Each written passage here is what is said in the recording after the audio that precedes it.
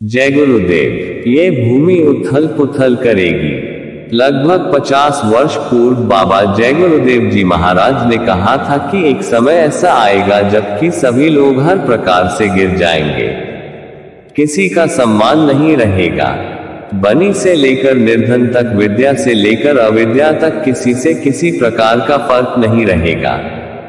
मैं विद्यावान हूँ, मैं धनवान हूँ, निर्बल हूँ, मैं बड़ा हूँ, मैं क्षत्रिय हूँ, मैं ब्राह्मण हूँ, मैं वैश्य हूँ, मैं पंडित हूँ, मैं ज्योतिषी हूँ, आदि सारी भावनाएं जब इन मनुष्यों की खंडित हो जाए और सब मनुष्य अपनी भावना से परास्त हो जाए, तब सच्ची शक्तियों का फिर आना होता है।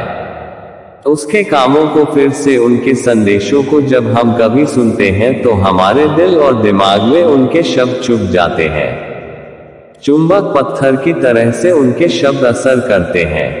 इस रस में स्त्री पुरुष खींच जाते हैं और उनके जीवन में, उनके मन में, उनकी बुराइयों में, उनके अंतःकरण में, उनकी इंद्रियों में एक प्रकार की हलचल हो जाती है।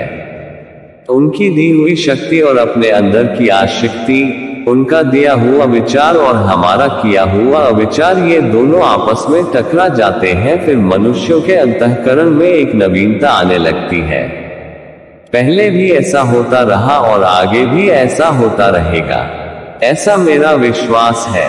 उन महान शक्तियों ने अपना लक्ष्य बना लिया, फिर भारत में उन महान शक्तियों ने अपने लक्ष्य पर चलकर दुनिया को दिखा दिया। वह राम हो, कृष्ण, बौद्ध हो या ईसा मसीह हो या मोहम्मद हो या और कोई, जिसका जिसका जो लक्ष्य था, जिसका जो काम भारत में आने का था, यह उन्होंने यहाँ किया और काम करने के बाद संसार के सामने लोगों को उन्होंने दिखलाया। उनके काम आज भारत में है, और चाहे हमारे कितने ही पुराने जीर्ण इतिहास हो गए हो, लेकिन आज उनका इतिहास मौजूद है। उससे ये सब पता चलता है और हमको यह मालूम होना चाहिए कि पराशक्ति खो नहीं गई है। वह पराशक्ति है, ज्ञान शक्ति है। पराशक्ति का हम सदुपयोग कर सकते हैं, लेकिन कब तक ऐसा रहेगा? जब तक लंका में निशाचर रहेंगे, या मथुरा में कंस रहेंगे, या दक्षिण में कोई बाली हो जाएंगे, या कोई दुर्योधन आदि हो जाएंगे। लेकिन उस शक्ति का जब टकराव होगा, तब शक्ति अपना काम निश्चित करेगी। ऐसी शक्ति ने समय समय पर जरूरत पड़ने पर अपना काम किया।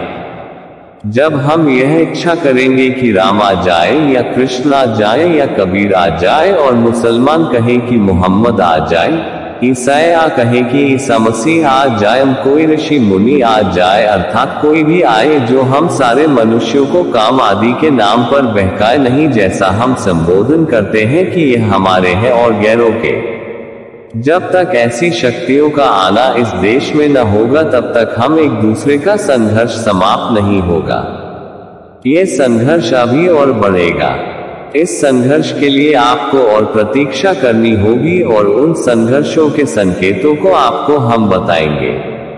चाहे उसको आज आप सुन ले या 6 महीने बाद, जब कभी हमें अवसर मिलेगा आपकी सेवा करने का, तब हमारे लिए इन ऋषियों की भारत भूमि का, जहाँ की राम राम के मंदिर, कृष्ण कृष्ण के मंदिर, गंगा व राम राम की सरजू, और हमारा वह प्रयागराज, जहाँ और देवी और देवता ब्रह्मा, विष्णु, महादेव, शिव व गौरा, जितने भी लोग आए, उन्होंने आकर इस भूमि को कम और ज्यादा पवित्र और पावन किया है।